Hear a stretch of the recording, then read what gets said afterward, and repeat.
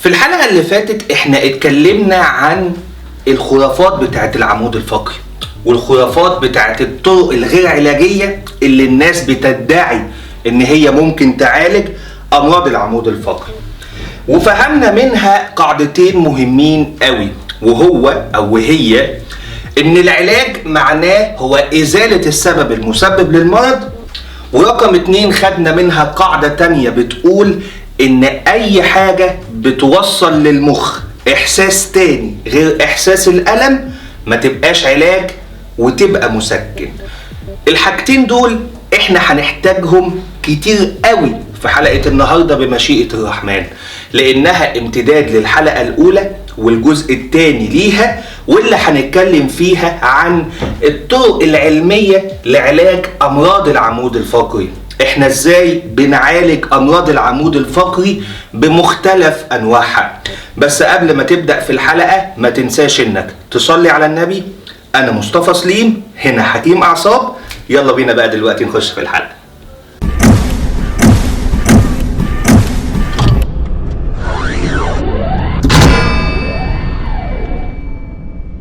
السلام عليكم، ايه الاخبار؟ ان شاء الله دايما تكونوا في افضل حال وفي افضل صحة. في كل حلقاتنا اللي فاتت اللي احنا كنا بنتكلم فيها عن مشاكل العمود الفقري، احنا دايما كنا بنكرر كذا كلمة متعلقة بالعمود الفقري، الا وهي الاوفر يوز او الباد يوز او حتى المال يوز، واللي معناها ان المشاكل اللي احنا بنتكلم عنها واللي احنا بنشوفها وان معظم الناس بتتعامل معاها وبتتأذى وبتتألم منها هي بتكون مشاكل ميكانيكال. مشاكل ميكانيكال يعني ايه يا دكتور؟ يعني مشاكل ليها علاقة بالاستخدام بتاع الانسان. يا اما انسان بيستخدم العمود الفقري غلط وفي وضعيات غلط زي ما احنا شرحنا قبل كده كتير، فيبدأ يخش في الميكانيكال ديس اوردرز او المشاكل الميكانيكية للعمود الفقري، او حتى شخص بيستخدم او بيبقى عنده فرط استخدام العمود الفقري، يعني زيادة في الاستخدام اوفر يوز، فبالتالي برضه بيوصل لنفس المشكلة. او حتى الناس المأنتخة اللي قاعدة على الكنبة باستمرار وقاعدة قدام الموبايل او التلفزيون او اللابتوب 24 ساعة، دول برضه بيوصلوا لنفس المشكلة. لان ربنا سبحانه وتعالى خلق لنا العمود الفقري زي ما حضرتك شايف في الصورة كده. ربنا سبحانه وتعالى مديله الاينمنت معينة، والالاينمنت او الشكل ده فهو شكل مناسب جدا عشان يقدر يستحمل الضغط اللي الانسان بيقوم بيه في ممارسة حياته اليومية. بس عشان تفضل محافظ على الالاينمنت ده او على الشكل ده سليم، لازم ما تزودش الضغط على العمود الفقري. ازاي؟ ان انا امارس الانشطة الحيوية اللي انا بعملها في اليوم بشكل صحيح. لذلك احنا لما كنا بنتكلم في حلقاتنا اللي فاتت وكنا بنقول ايه هي الاوضاع الخاطئة، كانت ناس كتيرة بتفهم يا دكتور انت بتقول لنا ما نشتغلش. يعني لما انا اقول ان حد قاعد على مكتب باستمرار، او اخواتنا المحاسبين، او حتى طب ما احنا حتى كدكاترة بنقعد على المكتب باستمرار، انت قاعد على المكتب باستمرار، ده في فرصة بالنسبة لك ان انت تصاب بمشاكل معينة او الكيفوزة زي ما احنا هنتكلم بعد كده قدام في الحلقة. انت كده بتقول لنا ما نشتغلش. اقول لك لا اطلاقا، عمرنا ما هنقدر نقول كده. الصح ان انت تشتغل وتحافظ على جسمك وتحافظ على صحتك. يعني وانت قاعد على المكتب في وضعية صحيحة تقدر تقعد بيها على المكتب، وفي وضعيات وفي انستراكشنز او تعليمات عشان تحافظ بيها على جسمك او عشان تحافظ بيها على صحتك، وما تزودش الضغط على العمود الفقري. ان اتبعتها ان شاء الله تبقى قاعد على المكتب ال 24 ساعة في ال 24 ساعة كده، انت مش هيبقى عليك ضرر. فالمهم انك تشتغل صح، مش تشتغل بس. ودي كانت نقطة مهمة احنا لازم نتكلم فيها واحنا بنذكر الجزئية دي. فزي ما قلنا ان كده دلوقتي العمود الفقري مرتبط بشكل كبير جدا باستخدام الانسان، ومن هنا كل الميكانيكال ديس اوردرز اللي احنا بنتعامل معاها مثلا زي ما احنا بنتعامل معاها في العلاج الطبيعي بيبقى ليها شقين او بتبقى نوعين.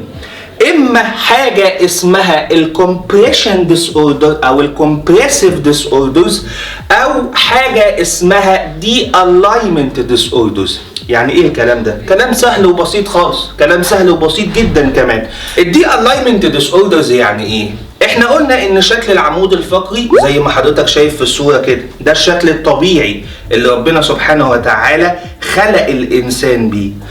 اي تغيير في الشكل ده بيؤدي لمشاكل في العمود الفقري ككل، من اول السيرفايكل او من اول الرقبه لحد ما توصل لحد اسفل الظهر.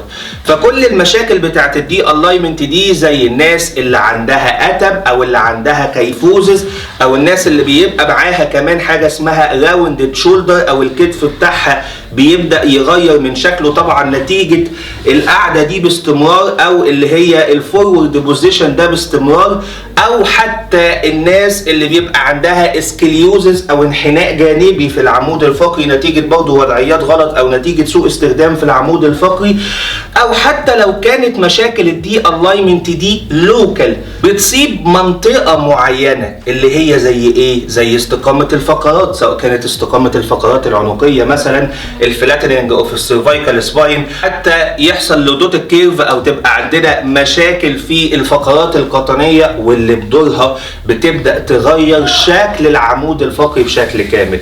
فاحنا هنا في الامراض دي احنا بنتكلم عن تغيير في شكل العمود الفقري، احنا ملناش علاقه دلوقتي على اي ضغط على الاعصاب. اللي ممكن تحصل نتيجة سكندري بروبلم بالنسبة لنا، او ممكن تحصل نتيجة مشاكل سنوية نتيجة تغيير شكل العمود الفقري.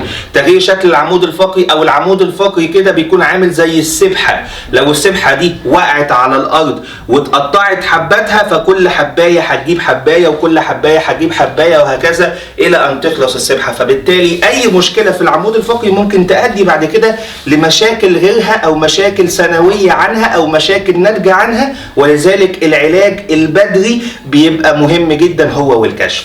طيب تاني نوع بالنسبة لنا اللي هو الكومبريسيف ديس اوردرز، وكومبريشن يعني ضغط. ايه اللي بيحصل بقى في الموضوع ده؟ الامراض دي بتبدا ان هي تضغط على الاعصاب. انا عندي غضروف، بدا يطلع لي غضروف، الغضروف ده بالمناسبه بيبقى اسيمتوماتيك، يعني انت ما تحسش بيه لحد ما يبدا ان هو يضغط على العصب. يعني مثلا في كل الابحاث الحديثه بتقول ان احنا لو عملنا MRI او اشعه رنين على معظم الناس ممكن تلاقي ان العمود الفقري او الفقرات القطنيه او العنقيه عندهم غضاريف او عندهم بروتروجنز طالعه من العمود الفقري او طالعه من الانترفيرتبرال ديسك ده، بس هم مش حاسين بيها. مش حاسين بيها ليه؟ لان هي ما ضغطتش على الاعصاب، وبالتالي اول ما تبدا تضغط على العصب بتبدا ان انت بقى تحس بالتنميل، بتبدا ان انت تحس بالحرقان، بتبدا ان انت تحس بالوجع، بتبدا ان انت تحس بالساينز الطبيعيه اللي نتيجه للمشكله اللي موجوده دي. وبالتالي ضغط العصب ده بيؤدي بعد كده لمشاكل عرق النسا بقى، بيبقى فيه تنميل في رجل واحده او رجلين وهكذا من هذا القبيل. وبالتالي الكومبريسيف ديس اوردرز دي من اشهرها مشاكل الغضاريف. الغضاريف اللي بتبقى موجوده في الفقرات العنقيه بتؤدي تنميل في الكتف وبينزل على الايد، في ايد واحده او في ايدين. الغضاريف اللي بتبقى موجوده في الفقرات القطنيه وهكذا. وارد برضو زي ما قلنا وبنكرر تاني ان ممكن المشاكل بتاعه الغضاريف او الكومبريسيف ديس اوردرز دي تحصل كمشاكل سنويه عن الدي الاينمنت ديس اوردرز، وممكن برضو العكس صحيح، اي مشكله تجيب الثانيه. طيب انا ليه شرحت النوعين دول من الامراض او من الاعراض في العمود الفقري؟ عشان نعرف السبب الرئيسي ايه.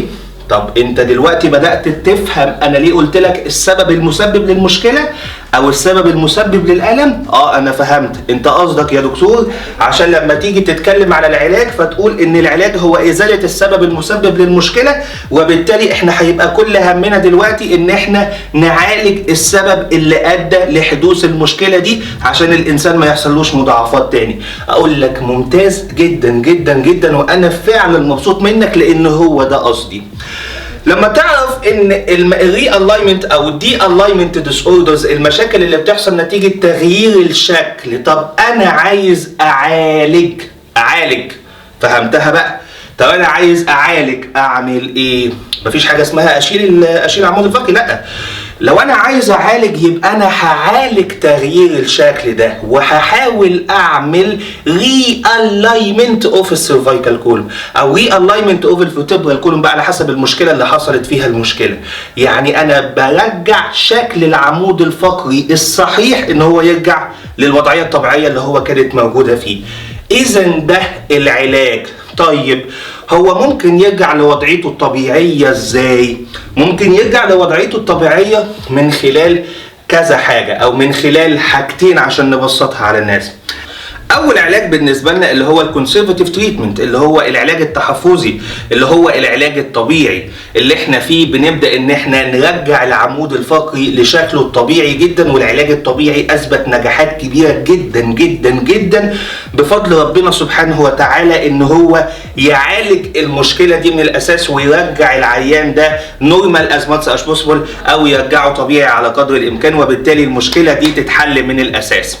طيب المشاكل اللي بتبقى سيفير او المشاكل اللي بتبقى المستعصيه اللي هي فيلد بالكونسرفاتيف تريتمنت او فشلت من خلال العلاج التحفظي، بيتعمل لها حاجه اسمها الري الاينمنت سيرجريز او جراحات عشان تبدا تغير من شكل العمود الفقري. فبالتالي سواء كان العلاج التحفظي او العلاج الطبيعي او العلاج الجراحي، فاحنا في الحاجتين دول احنا بنهدف برضو ان احنا نرجع شكل العمود الفقري طبيعي زي ما كان او زي المكان الطبيعي بتاعه اللي ربنا سبحانه وتعالى خلق الانسان بيه. يبقى احنا كده بنعالج. طيب لو احنا جينا على المشاكل التانية بالنسبة لنا اللي هي الكومبريسيف ديس اوردرز، احنا دلوقتي عندنا ضغط على الاعصاب. الغضروف ده بدأ يضغط على العصب وبالتالي الانسان بدأ يحس بكل المشاكل اللي بتحصل. اذا علاجه ايه؟ ان انا اشيل الضغط من على العصب ده، ان انا بعمل decompression of النيرف، اشيل الضغط من على العصب ده. وده برضه بيكون من خلال العلاج التحفظي اللي هو العلاج الطبيعي في معظم الحالات الا الحالات المستعصيه او الحالات الشديده زي مثلا حاله الغضروف المهاجر او هكذا، يبدا فيها العمليات الجراحيه وتبدا فيها الديكومبريسيف سيرجري هي اللي تبدا ان هي تعالج الموضوع، ثم بعدها بيعمل علاج طبيعي عشان يبدا ان هو يحافظ على قوه الاعصاب وقوه العضلات اللي موجوده حوالين المنطقه المصابه دي، ويقدر ان هو يمارس حياته بعد كده بشكل طبيعي. فلو انت برضو ملاحظ ان العلاج التحفظي او العلاج الطبيعي والعلاج الجراحي بيهدف لان هو يحل المشكله من الاساس. لو احنا كانت عندنا مشاكل في الشكل فالعلاج بشكل عام بيهدف ان هو يعالج الشكل ويرجعه بشكل طبيعي. لو احنا كان عندنا ضغط على الاعصاب فالعلاج هنا بيهدف ان هو يشيل الضغط من على العصب. وسواء كان بيرجع الشكل او سواء كان ان هو بيشيل الضغط، هو ما بيوصلش للمخ احساس تاني غير احساس الالم، هو اصلا بيشيل احساس الالم لان هو بيشيل السبب المسبب للالم. وبالتالي القاعدة اللي احنا قلناهم في الحلقة الاولى ان العلاج هو ازالة السبب المسبب للألم، يبقى احنا كده بنتكلم في علاجات لان احنا فعلا شلنا السبب المسبب للألم. وتاني حاجة قلنا ان اي حاجة توصل للمخ احساس تاني غير احساس الألم اللي بيحس بيه ده ما بيكونش علاج وبيكون مسكن، يبقى احنا ما وصلناش للمخ احساس تاني غير احساس الألم ده، احنا شلنا احساس الألم من الاساس وبالتالي ده هيبقى علاج، يبقى احنا كده عالجنا المنطقة دي. الكلام ده حقيقي كلام مهم جدا جدا جدا وبيفرق مع ناس كتيرة قوي، بس طول ما الانسان صحيح ومش حاسس بوجع ما بيحسش بأهمية الكلام ده. اول ما الانسان لا قدر الله يبقى مريض، ربنا سبحانه وتعالى يعفي عننا جميعا ويبعد عننا اي مكروه، بيبدأ ان هو يحس بأهمية الكلام ده. فلو احنا كان عندنا اي مشاكل او اي اعراض جاية من العمود الفقري لازم نكشفه بسرعة، لازم نتوجه فورا لطبيب المخ والاعصاب عشان يبدأ ان هو يكشف علينا ويعرف السبب بالنسبة لنا ايه. هل هي مشاكل تغيير في شكل العمود الفقري او هي مشاكل ضغط على العصب في العمود الفقري؟ نعرف سبب المشكلة ايه وتبدأ في العلاج، لان انت كل ما بدأت بدري كل ما انت بتحمي نفسك وبتحمي صحتك. وكمان ابعد عن الخرافات اللي بتتقال كل يوم والتاني عن اي حاجة متعلقة بالصحة والامراض، ودايما تاخد الحاجة من المختص. وعشان كده احنا بنحب دايما نفهمك عشان نقول تاني ان انت طول ما انت فهمت المشكلة محدش هيقدر يضحك عليك. بس كده دي كانت نهاية الحلقة بتاعت النهاردة. اتمنى ان الحلقة تكون عجبتكم. لو بتشوفني على اليوتيوب ما تنساش تدعمني باشتراك في القناة وتفعل زر الجرس عشان يوصلك كل جديد، وانزل اكتب لي في الكومنتات تحت المواضيع اللي حضراتكم حابين ان احنا نتكلم عنها ان شاء الله الحلقة اللي جاية. ولو بتشوفني على الفيسبوك ما تنساش تدعمني باللايك والمنشن والشير. اتشرف ان حضراتكم تتابعوني في اي بلاتفورم انا بكون موجود عليها اونلاين، فيسبوك ويوتيوب بنفس عنوان حكيم اعصاب، انستجرام والتيك توك باسم مصطفى سليم. اشوفكم ان شاء الله في حلقة جاية قريب جدا. السلام عليكم.